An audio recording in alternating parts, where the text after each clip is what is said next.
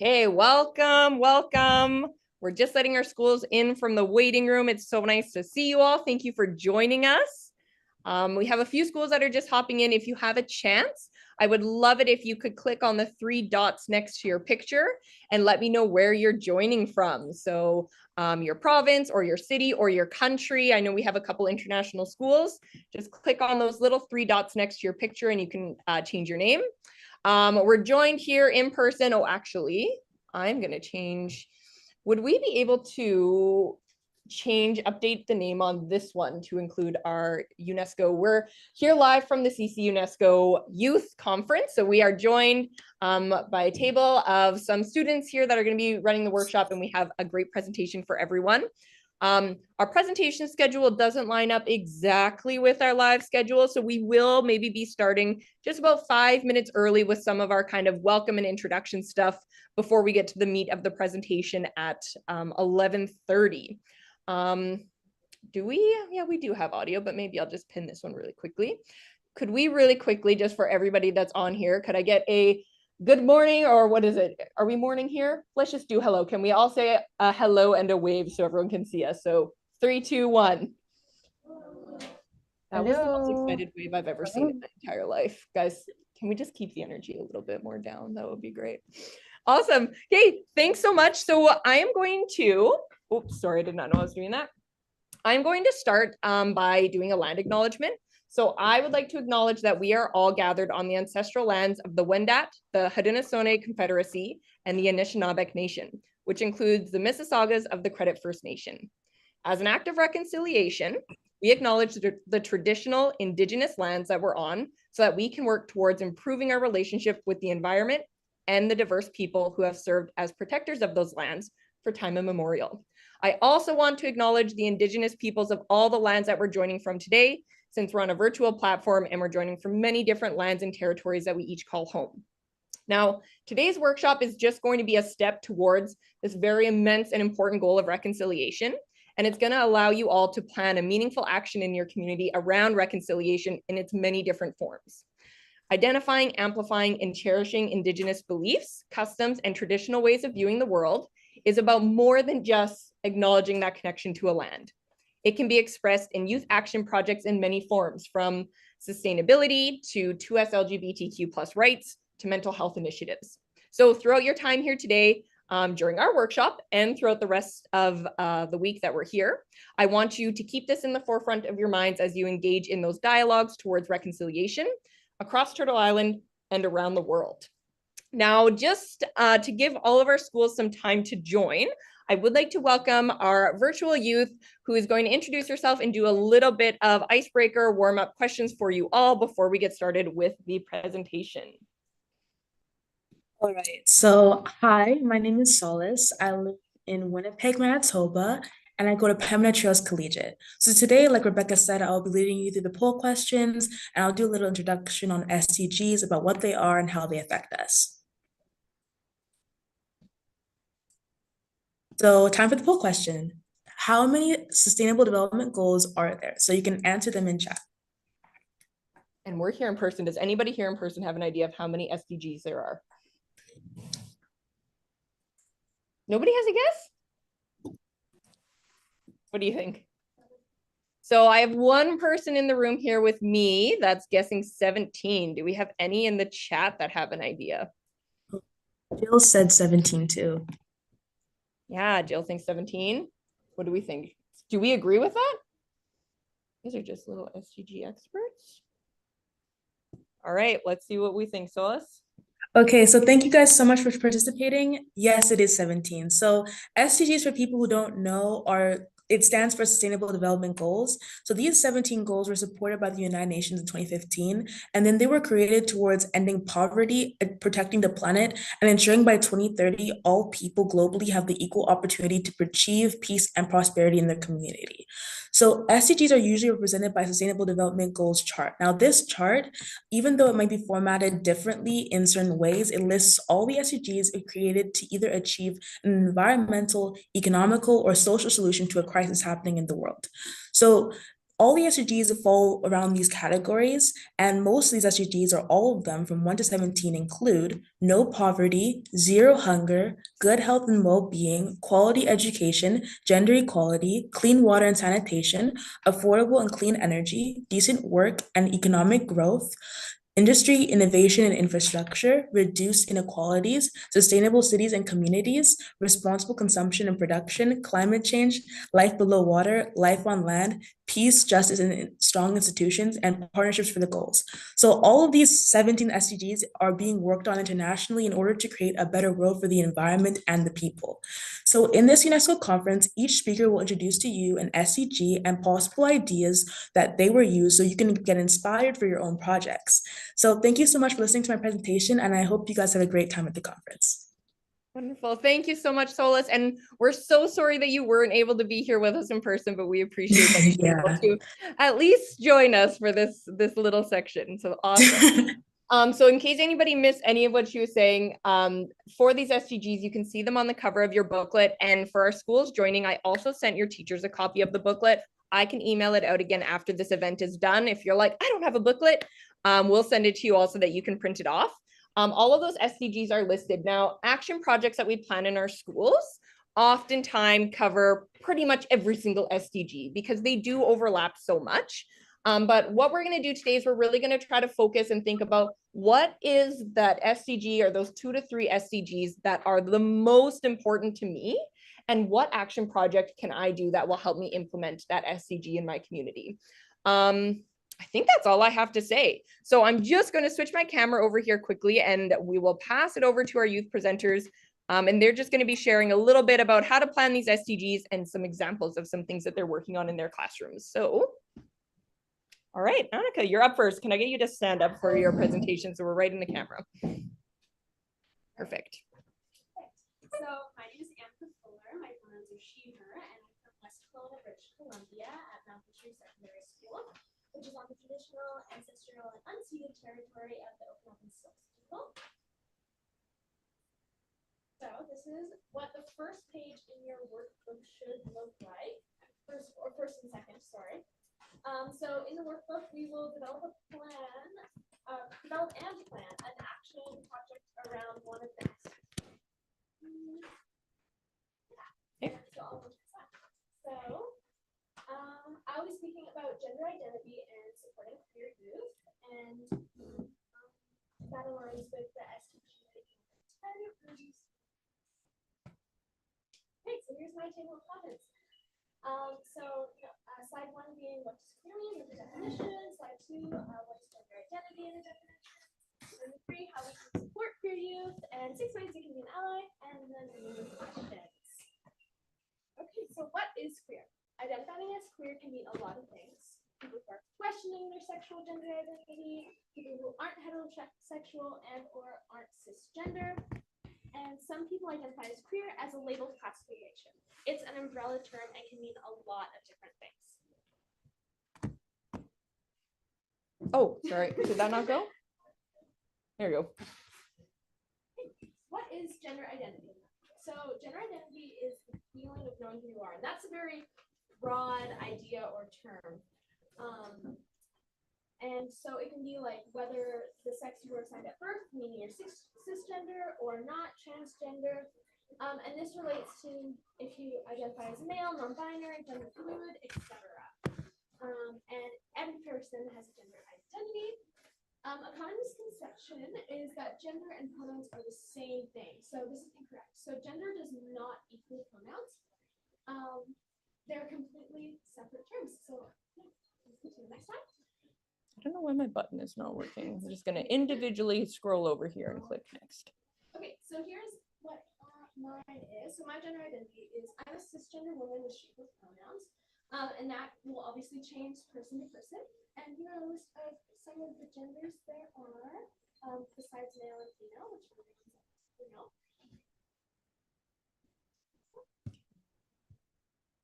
So 6 ways you can be an ally. So everyone knows queer youth. There's queer youth in the community, around you, all the time. So 6 ways that you can help them feel more comfortable in places they might not feel so comfortable. So first being educating yourself. learning about different identities is a great way to gain understanding and just feel make them feel more at ease if you know what they're talking about and how they identify and feel in the community. Number 2 is respecting pronouns. So when you meet someone, you can ask the pronouns and their preferred names. Sometimes people will have a little pronoun pin or say, hey, these are my pronouns today. These are my pronouns. So just asking is the best way to be respectful. Number 3 being listen. So listening to the stories of the LGBTQIA+ community is one of the best ways to gain trust and gain understanding, which is educating yourself, back to number 1. And hearing them out can make you feel a lot more comfortable. And number 4 is speaking up. So this one is probably the most difficult one, but if you see anyone discriminating against the LGBTQAI+ community, you always want to speak up and stand up when they might not be able to. And that's like one of the main ways we can do that. So number 5 is sharing their stories. So a lot of times the LGBTQAI+ feel that their stories are being pushed down or like not brought up. So sharing the stories that your friends or you heard about that you were told can help them be heard and more involved in the community. And number 6, offering support. If someone's feeling uncomfortable, the best way is just to support them and say, hey, I'm here for you. I care about you and you are important to me. Okay, so action plan. So this is what I said. The first thing I thought about, what am I passionate about and how can I apply that to the community? So here's the little list. I was like pride, gender equality, comfortability of students, and queer youth stories. So if you guys want to write down in your booklets some of the things that like you thought about that you're passionate about, or you can somehow. And you will notice in italics at the top, we did put a few different examples. So if one of those examples speaks to you, you're welcome to use that as well. And if you have more than one thing at this point, that's also fine. If you're not sure and you're like, oh, I'm into this as well, but I also like the environment, you can put a couple ideas down. And then on the next page, what I thought about is like, what do I want to make happen? So I want queer youth to have the ability to share their stories. So I came up with my idea, which is rainbow reactions law. And then underneath, you can write a little summary about the project that you thought of. So in my project, I will design a bulletin board where queer students and allies can write their stories and pin the little post-it to the bulletin board. And then on the bulletin board, there'll be a little stack of stickers with like little hearts, little faces, whatever, and you can other people could take the stickers and place them underneath, and it's like almost like commenting on a social media, and you're like showing them love for their story. Yeah, that's my idea. And so I'm sure you will all have great ideas as well. Thank you. Any questions about my presentation? Yeah, so if any of our schools joining us on YouTube or on Zoom have questions as well, you're welcome to type them in the chat and we will ask questions or comments. If you just wanted to tell everyone they did a great job, we love hearing that too. I see you're getting a round of applause from someone on the Zoom, so that's nice to see. Anybody here as well, if you guys have any questions about this project, or if any of you have any 2S LGBTQ+ projects that you have worked on in your school in the past that you'd like to share, now is a great time to give some people some great ideas. So has anybody done anything similar in the past? For Pride Month last year, maybe. And I would also love to hear any of the stories if any of you would like to come up to me after and like, hey, this is what I did during Pride Month, or this is what I plan to do. I would love to hear them and like bounce some ideas back and forth. Yeah, Jill says, great job. Thank you, Jill. Thank you. Or yeah, in the chat too. If anyone has Don't be shy. Just one person have one project, one cool thing. We've got a shy group. All right. If you think of a question, you guys can always say it later. So for right now, again, if you just have a few different ideas, you can pop them down. You can come back and cross them off later, but it'd be great if we could ever get everyone to try to write at least one thing in their booklet before we move on to our next one. Okay, awesome. Thank you so much. All right. Yeah, you just stand right there. Yeah.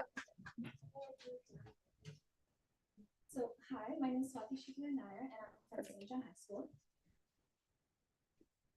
If everyone can just flip to this page, and I'll show my own example of what I would do here. So my presentation will be on the eco-friendly home and how sustainability can be beautiful. This presentation relates to the SDG 11, which states to make cities and human settlements inclusive, safe, resilient, and sustainable. So before I start on and explain what we could do, I would like to give an example of Laurie Baker. So Laurie Baker is a British-born Indian architect, and he introduces eco-friendly architecture in his buildings. So the way he does this is by incorporating nature and plants. So this overall just improves the air quality in the buildings and boosts mental and emotional health. Many of the buildings make use of natural lighting instead of using LED like fluorescent bulbs and stuff, which reduces overall energy consumption and is just better for the planet.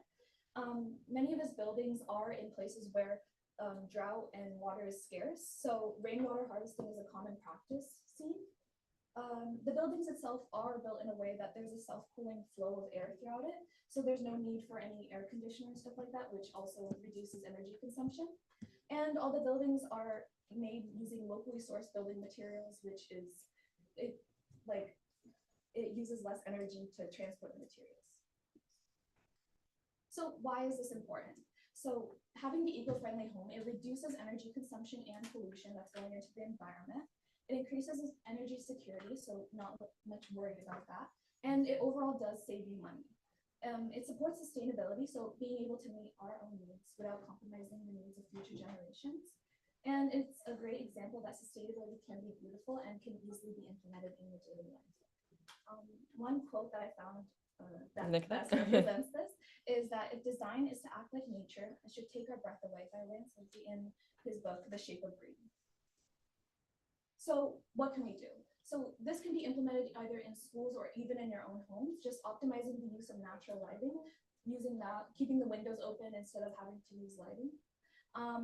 Consider using energy efficient appliances, so doing research on that and seeing what would be the best option for you. Or even better, for example, instead of using the dryer during summer months, instead hang your clothes out to dry. That's always a better option, and take advantage of the natural sun. If possible, choosing sustainable materials for furniture and decor. So looking locally and seeing people who make handmade decor is possibly better than going to, I don't know, a store which would transport it from long distances. Consider using solar energy. This is something you can actually go to your school board and see if that's actually an option. And my personal favorite one is planting a garden, because it can be you can just plant one thing and it's a good step. It's a step in the right direction.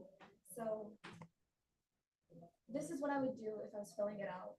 So I listed the 5 different goals here. So what the examples are: building a raised bed and begin planting produce and stuff like that. Goal 2, try to set up a gardening club at school. Again, you'd have to talk to school administrators. So that's what I listed here. During sunny days, hang your clothes out to dry instead of using the dryer, which is mentioned before. Using heat pumps instead of baseboard heaters, which is less energy consuming, or better yet, just putting on a sweater on when it's really cold. And consider composting scrap food waste, which is great because you can then use it in the garden. And these are some people that I just mentioned. These are just teachers in my own school that and like people I could possibly go to. My school personally has a school conservation team, so that's something I'm interested in getting being a part of soon. And yeah, and here's some examples. You can go to teachers, Board of Education. Thanks for listening. Are there any questions?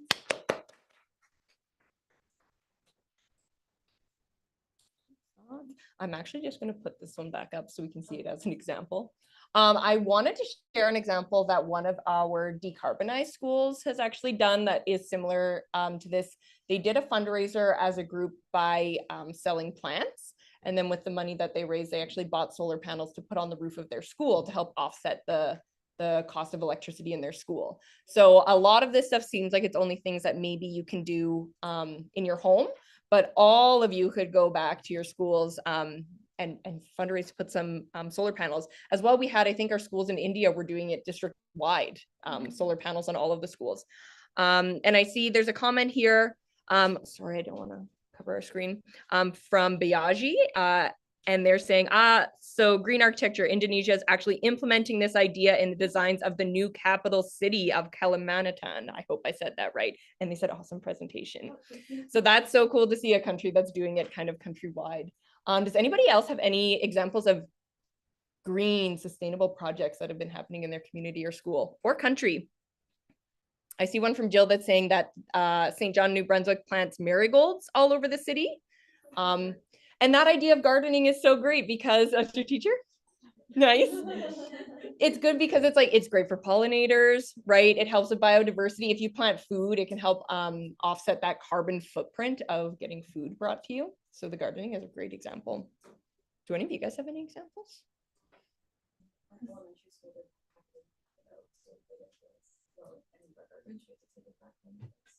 Okay, pack it in, pack it out so you don't get to throw garbage out at school.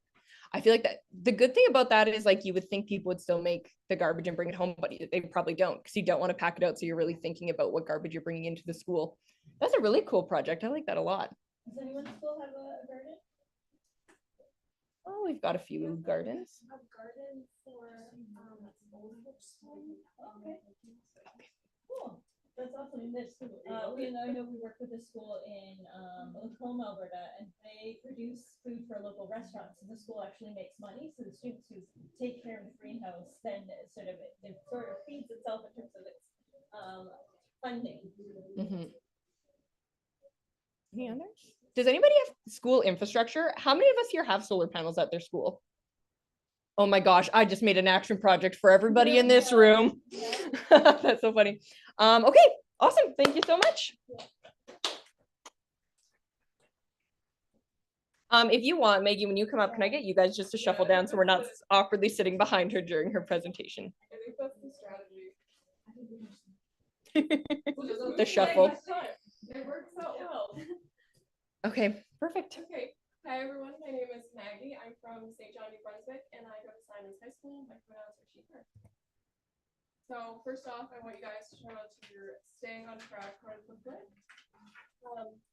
So for this, basically, you set a calendar. So you pick a goal and then lay out a timeline as to what you need to do based on 2 weeks, 2 months, throughout the entire year.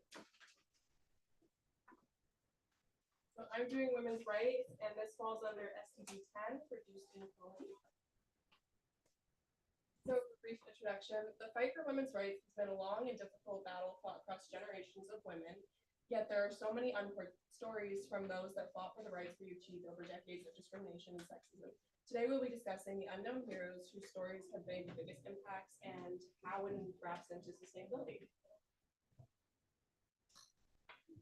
So leggy. So these are 3 actual Canadian women that a lot of people really haven't heard of who made a big impact. So we have Emily Murphy, Gillian McClung, and Autumn Peltier, who's actually a part of our generation and is one of the newest voices in sustainability. So Emily Murphy was a writer, journalist, magistrate, political, and legal reformer. She was the first woman magistrate in the British Empire. She was also one of the famous 5 behind the Persons case, the successful campaign to have women declared persons in the eyes of British law. She was an outspoken feminist and suffragist and a controversial figure. Her views on immigration and eugenics have been criticized as racist and elitist. She was named a Person of National Historic Significance in 1958 and an honorary senator in 2009. Nellie McClung was a suffragist, reformer legislator, and author. She was also a women's rights activist, legislator, and author who is perhaps best known for involvement in the Persons case, just like Emily Murphy. She played a leading role in the 1914 Liberal campaign against St. Robin's conservative government, which had refused women's suffrage. She gained wide prominence from addresses in Britain at the Methodist Episcopal Conference and elsewhere, and from speaking tours throughout Canada and the United States, and was a Liberal MLA for Edmonton from 1921 to 1926. She was also a part of the famous 5. As for Autumn Peltier, she is an Anishinaabe, a water rights advocate, and an Anishinaabe Nation Chief Water Commissioner. Autumn Peltier is also a world-renowned water rights advocate and a leading global youth environmental activist. In April 2019, Peltier was appointed Chief Water Commissioner by the Anishinaabe Nation and has spoken about the issue of contaminated water on Indigenous reserves in Canada at the United Nations. For her activism, Peltier was nominated for the International Children's Peace Prize in 2017, 2018, and 2019. I don't know. Okay, one moment. We're having technical difficulties. Maybe if I have them in my notes. let me see. I might need to refresh it. Yeah, they are. we'll see. The internet's a little slow. Is There this we go. right? Okay. Yeah. Back to it, folks. So you're probably wondering, what does women's rights have to do with sustainability? So let me answer that for you. So only by ensuring the rights of women and girls across all the goals will we get to justice and inclusion, economies that work for all, and sustaining and shared environment now and for future generations. And not to forget the countless female climate change activists such as Anna Peltier, who we discussed a few minutes ago, and others such as Alice Beatty, Leah Thomas, and Dr. Jennifer Holmgren, plus many more, as well as Greta Thunberg, who you may all know already. Women have done precious work for our world behind the scenes for centuries, but now it's time to acknowledge that women can be the ones to save our planet, and they need their rights in order to achieve that goal. Women are the future, whether you like it or not. Yeah, I like that. We'll do this first. So for our staying on track, so an example for one of my goals is I would really like to organize a women's rights summit in St. John. They do a lot of anti-racism summits and mental health ones. So in order to do this, I put down in my goal a women's rights summit. For immediate action, so things that would take 1 to 2 weeks, I would find people that would be willing to participate, perhaps place that would be willing to host and fund. Short term for 1 to 2 months would possibly be, getting registration forms, planning all the things we would need for the event, finding keynote speakers.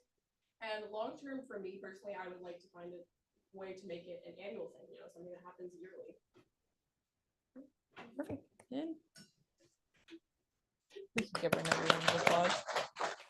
Hey, and I see your teacher's very excited. She said you're making her proud and that she's definitely going to be there. Okay, do we have any questions for Maggie on her goal, women's rights, or does anybody have any sort of gender equality actions that they've seen happen in their community or school that they would like to share as some inspiration? I find I don't see a lot of like Women's Day events happen at schools. It's not like a common thing that you see very often. Yeah.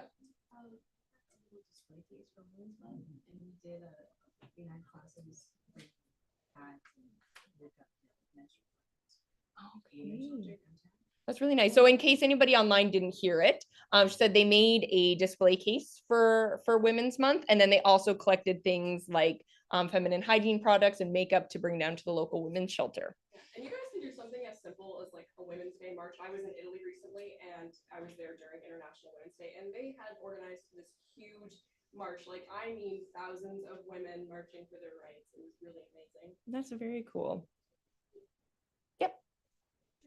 Feminine hygiene is not feminine, and not everyone identifies as a woman. Yeah, that's a good point. Yeah. So sorry for anybody that didn't hear the term feminine hygiene. Yes, is genderist, I guess would be the way to say it. So yes, that's a good point. Thank you. Other thoughts, ideas about women's rights, gender rights? Awesome. Okay, thank you so much. Yeah, now the chair shuffle. Oh, also, I would like to say there was one more question on here. When are you running for politics? Because you're amazing. Oh, we don't need to talk about who is commenting what. All right, whenever you're ready, Delaney. Hi, everybody. My name is Delaney Newton. I'm Soberton Elementary Secondary School in West Kelowna, BC, which is on the traditional, unceded, and ancestral territory of the Silesian people. So if you could please all flip to this page of your book, we're going to talk about getting the word out, which is something that I've struggled quite a lot to do and have a lot of experience with. So for my topic, I'm going to talk about youth mental health and the importance of finding support in your community. Did you know that 1 in 5 Canadians face mental health and mental illness related symptoms each year, with 70% of those experiencing symptoms before the age of 18. Adolescence is the most formative period, and that is why we need to understand the resources that are available to you before they accelerate in your later years. So it's important to distinguish that mental health and mental illness are 2 different things. Mental health is a state of well-being and includes emotional, psychological, and social well-being. and influences behavior and perception. Mental illness is a mental, behavioral, or emotional disorder resulting in serious functional impairment and distress. So when you're looking for support in your community, it is important that you know that there's lots of different options available to you. The best and easiest way is to go through your school. You can talk to adults, your teachers, or guidance counselors. They will know programs that are available to you. You can also go to your family doctor or walk-in clinic. This will provide you direct access to resources and support. Or you can find local organizations and programs offered through health offices and private facilities. So this, an example of this in British Columbia is Boundary, BC. They have multiple locations and it's really exciting. They're opening like 18 new locations in BC. It's a branch of the Canadian Mental Health Association directly for youth aged 12 to 24. They offer programs and even provide peer support. So if you are someone that your friend relies on as support, they offer programs for you, not just your friends. So a little bit about more about Boundary. I put on an event for our local Boundary, Boundary Kelowna. It was called the Walk for Mental Health. It was a 5-kilometer walk through our community with pledge-based donations, t-shirt sales, and community donations. Something really cool is we managed to raise $6,438.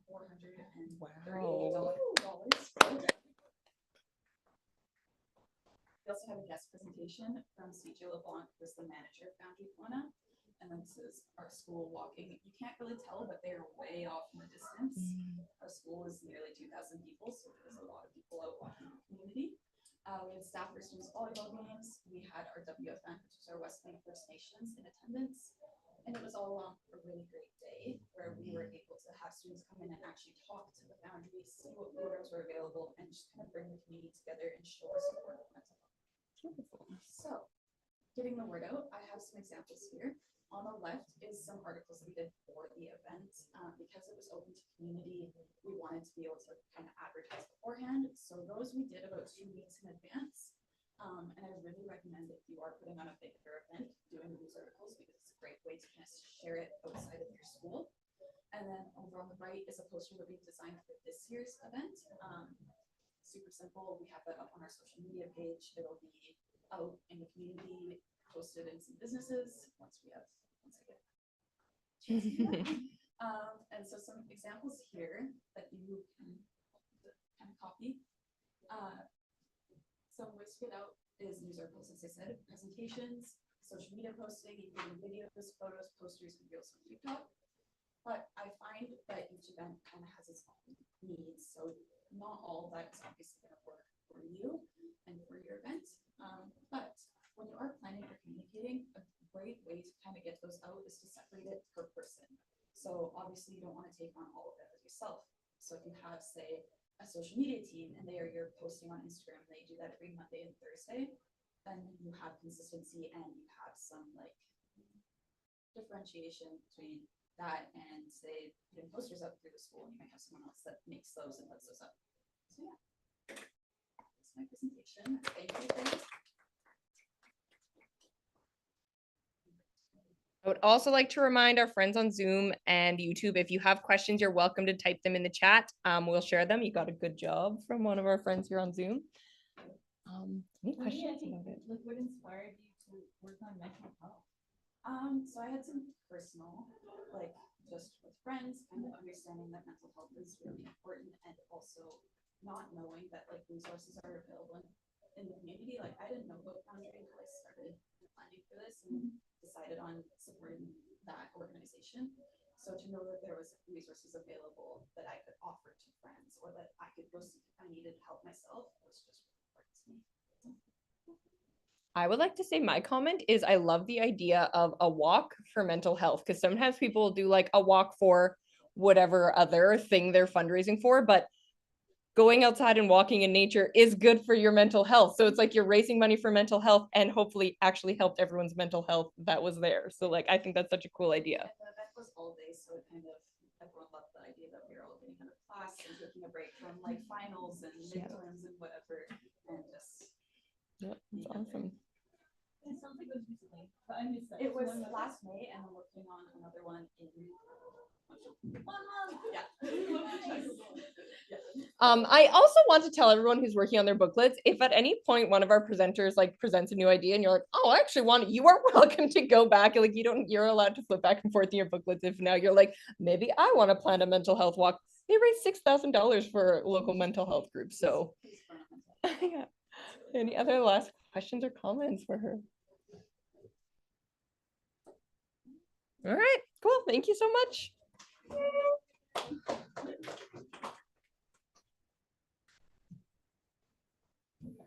Alrighty. Hi, my name is Jaden Stead, and I'm also from Mount Boucher Secondary School in West Kelowna, British Columbia, which is on the ancestral, traditional, and unceded territory of the Okanagan Siouxs people. If you want to turn to our Bring It All Together page in our workbooks. Now that we have a plan of what we kind of want to do, we're going to take it into action and plan out through the months in our school and what we're going to do in each month and how we're going to share our story. I'm going to be talking to you a little bit about intercultural studies, a better understanding of the world around us and its people, and this relates with the SDG 10. Alrighty, so Canada is a growing multicultural society and is often referred to as a cultural mosaic. Whether you know it or not, culture affects you in many ways. So people with an enhanced worldview that can understand why a culture is acting one way from another and can recognize their own personal bias will help to create more positive global encounters. Understanding the complexity of culture and self-identity will lead to a better understanding of the world and its people and help you to apply it to your everyday life. How our culture can affect us. Have you ever been told that you act or sound like a parent or a friend? This is because you learn and pick up on things you see around you right from a young age. This can also be seen through your culture. People around the world behave in many different ways, and this can come to a shock. It can cause you to be in shock and not really understand why they're acting in a way that's different from you. This is why it's important to recognize that not everyone shares the same way of thinking as you do. And so being able to put yourself in their shoes and understand where they're coming from is really important, as well as being able to recognize your thinking and how your culture has affected your way of thinking. So there are lots of different courses that are offered that surround this way of learning. One of our courses at our school is Global Intercultural Studies, where we look at different cultural dimensions and how they affect cultures and how we can change our thinking to be more broadened so we can bring in other ways of thinking and understand. This is an example of a set of cultural dimensions by Gerrit Hofstede. He was a Dutch psychologist who came up with these 6 dimensions that allow us to place cultures on a scale and compare them. Now, while this is not an entirely accurate depiction of all people and cultures, because not everyone is the same, we can use this as a broad scape to allow us to better understand cultures and how they affect people's mannerisms and behaviors. For an example, long-term versus short-term orientation. So low-scoring cultures on this dimension focus on short-term gains and fast results, and they accept more risk. High-scoring cultures focus on long-term development and are more patient. So if we compare Canada and Japan, Canada scores a 54 and Japan scores a 100. So Canada is somewhere in the middle of using both, whereas Japan focuses on long-term development. So we can see how they aren't really the same and how people will react to different things differently. Yeah. Okay. I encourage all of you to dive deeper and investigate further into this topic because it may seem really broad and it may be hard to understand, but the more you look into it, it really will help how you see the world and your perspective on the people around you. And so, sorry. All good. You keep going. For more information Talk to your counselor, talk to your school district, see if there are courses that you can take. One of the teachers who came here with us, Mr. Smith, he runs the course in our school, and we are just trying to get more people to take it because it's so good, and we're working with our school district board to implement it into more of the schools. I actually talked at one of our school board district meetings earlier last year about the course, and we kind of introduced it and how it's going. Use your research to find more, like Google, social media, and the news. One of our universities in Victoria, UVic, they offer a really great program with intercultural studies. You can also reach out to me. My email is up there. And yeah, so that's kind of that. Now we're going to talk about your chart. So when we're planning a year of things, I like to try to implement not only your SDG that you're focusing on, but try to implement that into events that you've already been running throughout your school. So this year in our school, our theme is Passport to Your World. We chose this theme because we were recently recognized as a UNESCO school. So we wanted to bring that into our school and make it known to all the kids that we were recognized. We also have a very high population of international students at our school that we run lots of events with. So for example, our Harmony Day in School District SD23 is in the fall. And we put on an event where our international students created presentations about their cultures and shared it in our MPR, so our Canadians walk through and learn more about their cultures. I think that's really important that we have that we can share between cultures about your thing, so that not only the international students are learning from the Canadian schools, but we're also learning from them. We also decorated our school, so we had our leadership students decorate the hallways with different monuments from around the world, food, sayings. We also hung flags in our MPR from various different countries, and as well as our UNESCO flag.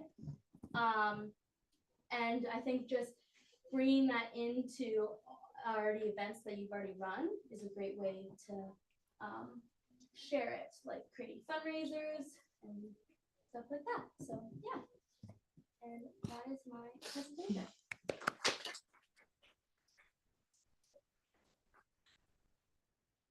Any questions? Oh, it's comments. Has anybody done anything similar in their schools? Does anybody have any kind of like cultural day in any of your schools? And what kind of stuff do you guys do at yours? We have like a culture day. Everyone like dresses up as a culture. Some people just like not as many people like care about it as like we want them to, because like we want to like culture, but yeah, so maybe finding some sort of project where you can get people more excited about the culture day would be very cool. Anybody else? Yeah. I was just wondering, how did you build so much engagement? Sorry, just to repeat it for our people online, the question was, how did she build so much engagement for it?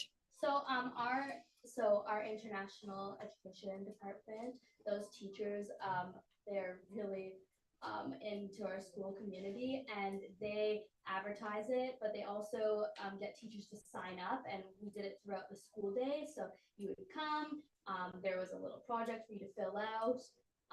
We kind of use that as a tool to help. Good tip. The others? Yep. Just if like I wanted to start something at my school, what do you think would be the best way to help others get engaged? Yeah, so I think like throughout all the plans, just trying to create a solid plan, get people who want to help you, talk to your teachers about using that. And I think it's just kind of starting small and just building it up. We're doing that now with especially with our school spirit. We're trying to build it up by starting with small little projects and then building it up to getting those bigger projects where the whole school can be really involved around it. Yeah, getting a few passionate students that are interested in it, and then they find their friends, and then they find their friends, and that's how you get people involved. It's a great thing about peer pressure in a positive way. Any other questions or comments on this one? Is that a hand? Oh, no. Okay. Yes. My school did, my school did a cultural fashion show. It was, so everyone would like dress in their own like cultural clothing and they would walk out in their own cultural like songs and stuff. And it built like a lot of excitement from everyone in the school because everyone was excited to see that. It was just a really cool event. And I also think too, like an event like that, I think sometimes students don't realize how diverse the cultures are in their school until they see all of those things that come out. Something that was brought up in our last session that we did, they were talking about different ways of expressing yourself in school, and we were discussing school uniforms. Does anybody here have school uniforms at their school? None of us, hey? Partially? Yeah. Do you have t-shirts? So my school is part sports academy, so we have a sports group, and so it's like we each have to. Yeah, that kind of counts. Yeah, and it's like very interesting because some people said they liked uniforms because it lowers like kind of that negativity that people can have towards each other's clothes and kind of reduces that need to buy fast fashion. But then it was brought up the point of, well, then you remove any of that cultural identity that somebody can share in their clothes. So it's like the positives and negatives of that. So I don't know how I feel about uniforms. I thought I was okay with them, but now I'm like, maybe I want people to be able to dress in a cool way at school. Wendy's saying in Trinidad and Tobago, students use uniforms. So yes, I have noticed that on our calls before. So we have a school in Trinidad that's joining us today, and they wear school uniforms. Wendy, can I ask you, if you have a student that's willing to share on camera, they are welcome to, or if you can tell me what they're thinking, how do they feel about school uniforms? Do your students like them or dislike them? Ethan and Christian, can you all share? But today is a public holiday, so everyone is at home. So let me ask them if they will be able to share. Ethan or Christian, the others are on YouTube. All right. Hi, morning. Or good afternoon for wherever you are. I personally don't have a problem with the school uniform because it's not like I have to go and plan out what I'm wearing for the week. It's just go and grab it, iron it, and head to school. It's interesting. Doesn't have to plan. It is kind of one less thing for a teenager to have to worry about. You guys have a lot of tests and stuff. Thank you for sharing. I appreciate that. Okay, thank you very much. Thank you so much. So I have a couple of things I want to chat about quickly. While I'm presenting these couple of things for everyone, I do just want to give everybody a warning. We do have about 10-ish minutes left. So what we're going to do with our last few minutes is I'm going to call on maybe about 3 or 4 of you just to come over here, just so we can hear you better. You don't have to go in front of the camera if you don't want to, but to share what you're thinking your plan for your action project can be. Doesn't have to be totally planned out, but just so we get a bit of an idea of some more different projects that we're thinking about around the table here. So while I do my couple reminders, take a minute to make sure you guys have your ideas down, and we'll call on a couple of you to share. My first reminder, anybody that's joining us on our Zoom and our YouTube, if you haven't done so already, people in here as well, don't forget to sign up for our newsletter. So if the people in the room here today are like, I want to present at these events, I want to be in the YAC, sign up for our newsletter. That's how you get in on those events. If you want to do a meeting with our friends in Trinidad and get more insight into what the culture in Trinidad is like, sign up for our newsletter. That's how you do stuff like that. So I'll leave that one up there for just a moment. And I also have a cool opportunity I wanted to share with everyone. So we're planning our youth action projects here today, and we have this great grant that anybody can apply for in Canada. Is it coming up? Okay. Oh, it's just not coming up for these guys. Hold on, let me slide it over. Yeah, there we go. All right. So this grant is for, what is it, $2,500? $1,500. And it's for any Canadian youth. So would you be able to pop the link in the chat? And anybody in the room here today, if you were like, yes, I do want that, tell me more. We can give you more information after this. Maybe I'll show you guys the poster, might be a little bit nicer. So you just need to be 13 to 19 in grades 9 to 12, passionate about healthy living, and you can get money to help implement that grant. So if yours is kind of any health related things, you can get money for that. So if you're doing something around climate change, you can link that to climate anxiety, and that counts, right? And so it's how can we look at issues that are happening in our school and how they impact us in a health sense? So even something like fast fashion, it can have a health element. So don't rule yourself out. This is $1,500. It's available now. It's really, they want to get this money to students to do these projects. So if you have an idea, we can help you. If you don't know how to link it to help, just reach out to us because we know how. We can link this works. anything. But it's $1,500 that you could use now for a project now in your school. It's amazing to fund something that you're passionate about or that you see as a need in your school or with your friends. It doesn't, yeah. Awesome.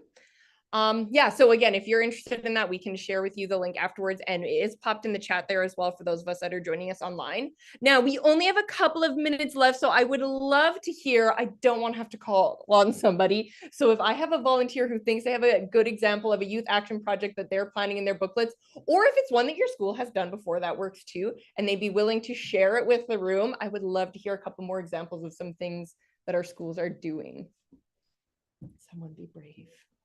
Yes, could I get you to come sit over here to say it just so we can hear you well on the camera? Did you want to be on camera? That's nice. And if you could introduce yourself and let us know where you're from first. You can come, you can sit. Okay. I'm Lorelai. I'm from Ecole Olds High School.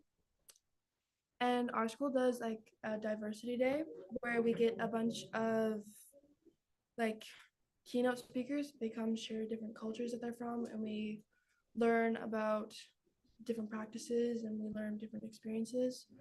And last year I wasn't able to make it, but like a couple of months ago, I think, we had someone come in who their first language was sign language, and they sang songs, and we learned about Sikh culture, and we just had a bunch of people come in. It's very cool. I have a question for you, because one thing that was brought up earlier was like sometimes kids don't get super invested in these diversity days. How was it received at your school? Not well. Same thing, same issue. So I don't know if does anybody have any ideas of like ways that you can get people excited about diversity days? Yeah. So if you have a survey for students that you force them to take, you'll engage them more and like make them have choices. Like you have different choices of activities for the day, whatever is most popular, instead of having representatives choose for people. Yeah, that's a great idea. Then the students are choosing the activities that they're doing for the day, so they feel like ownership over them, almost like I picked this, so I should be doing it. That's a great idea. So in case anybody didn't hear, a survey that every student has to fill in of what they want to see at Diversity Day. That's a great idea. Do we have any other thoughts or ideas?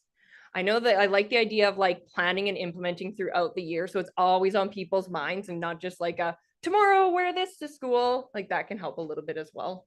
And I like that your school had the teacher versus student volleyball. Like if you can involve that sort of competition somehow. Competition. Or food somehow. That's awesome.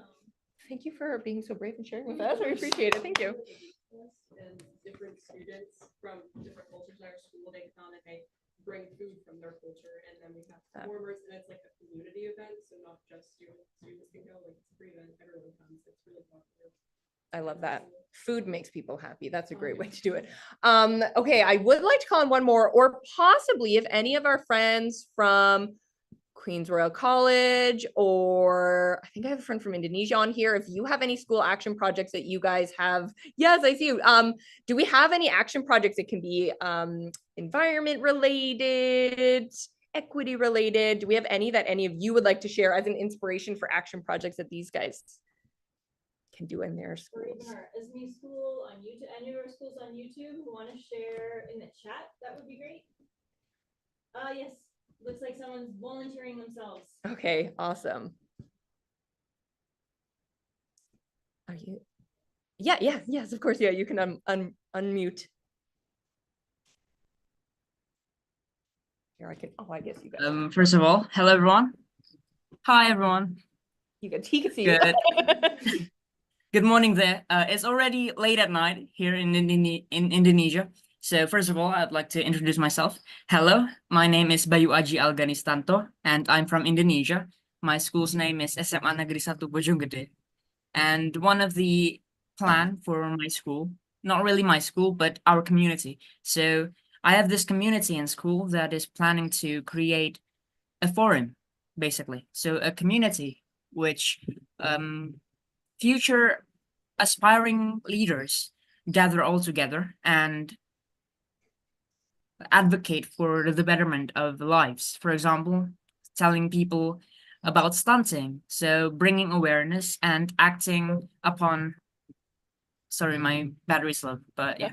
The thing is, so we just go around other schools, and advocate for rights, for environment, for health, and etc. And this project is called Genro, or Generasi Remaja.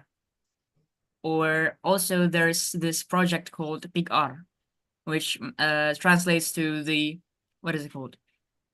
Gatherment of information for adolescents. So basically, for all youths in Indonesia, we all gather together. We all discuss critical consensuses and critical issues of the world, also in Indonesia, and just propose our plannings, our own ideas, what we think could tackle all of these issues, all of this underlying consensus, all of these impediments that we are facing as youths and also as a nation together. So that's one of the things that, Yeah. So to improve our critical thinking and our speaking and our confidence in ourselves. Sounds like youth in this room would be very interested in something similar to what you guys are doing. Yeah, but the thing is, not everyone could actually participate in this because, to be honest, to be quite frank, and I am ashamed to say this, but in Indonesia, not everyone is aware.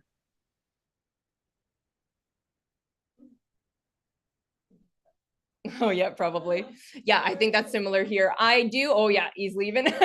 Wendy, I see you turned your camera on. Was there an action project you wanted to share about before we let our kids go? We only have 3 minutes here.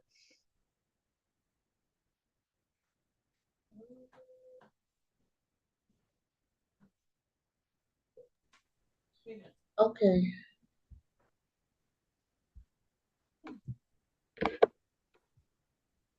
Or I think you guys did that beach cleanup last year for Yeah, we have another one national this year. UNESCO, the National Commission for UNESCO, they are planning a national beach cleanup, and it's going to be next month. And so we try to stay at the level of simplicity, keeping it simple and real, what we can accomplish. Yeah. So we are going once again. We have to fill out the forms and so on with the students. Ethan was unable to go last year because the weather was too much rain. Yeah. So this year we brought it up to May because June we have a lot of torrential showers.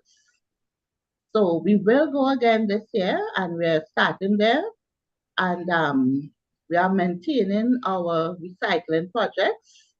We have moved on with simply collecting the bottles, and we are entering into a competition where we have to create a product from the bottles that we collected. Love that. So they're going to be giving us the molds.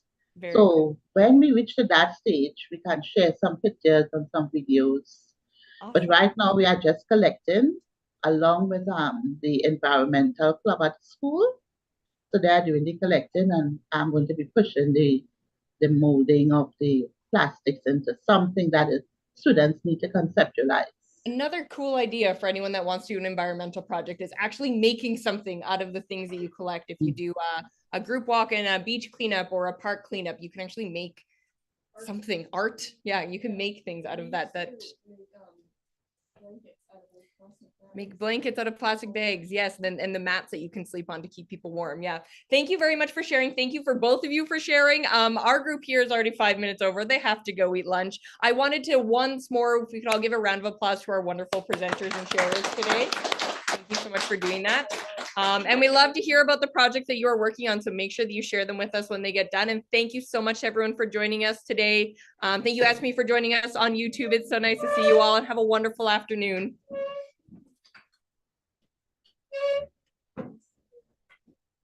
Thanks. Bye. Thank you, Biagi. Thank you.